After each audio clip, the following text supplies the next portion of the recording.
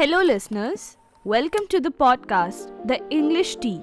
I'm your host Anushka here at COL RADIO, and today we are diving into some fun idioms you might hear in informal conversations. So, let's jump right in. Let me set the scene for you. Imagine you're meeting your friends for breakfast, but one of them, Rohan, is missing. Where's Rohan? You ask. Your friend replies, Rohan won't be coming. He's got an interview this afternoon. You nod and say, oh right, I forgot about the interview. Is he sweating bullets? Wait, sweating bullets? Is Rohan actually drenched in sweat? Or is there more to this phrase?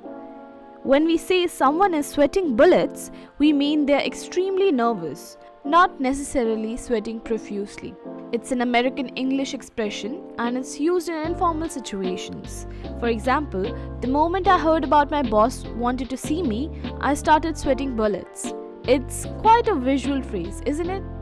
The idea is that the person is so anxious, their sweat drops seem as big as bullets. Funny image, right? Here's another example. Every time I'm asked to give a presentation, I sweat bullets. So, no real bullets involved, just nerves. Now, here's another phrase for you. Lining one's pocket. Imagine this. Rohan's boss, who's been causing everyone grief at work, gets fired.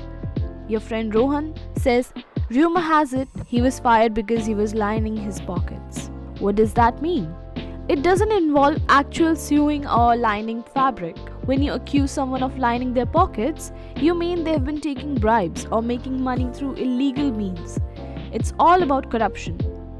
For example, the president of our housing society found creative ways to line his own pockets. You can see how this phrase carries a serious tone. It's not something to throw around lightly. And now, let's lighten things up with the weather idiom, raining buckets. Say you're looking forward to a concert, but just before it starts, the rain comes pouring down. It's raining buckets out here. This means it's raining very heavily and for a long time. For example, it's been raining buckets the past 2 days, so the roads are flooded. It's a vivid way of describing a downpour, almost as if the rain is being poured out of buckets in the sky. So, we've got sweating bullets, lining pockets and raining buckets. Before we wrap up, let me share our word of the day, rhyme. Now, this word has two meanings. First, it refers to the frost or ice crystal that form on cold surfaces, like grass on a winter morning. For example, the rhyme was thick and crisp on the grass.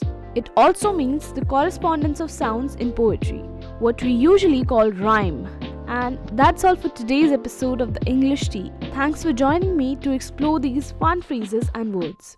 If you enjoyed this, don't forget to subscribe to COL Radio and share it with your friends. I'll be back soon with more English quirks for you.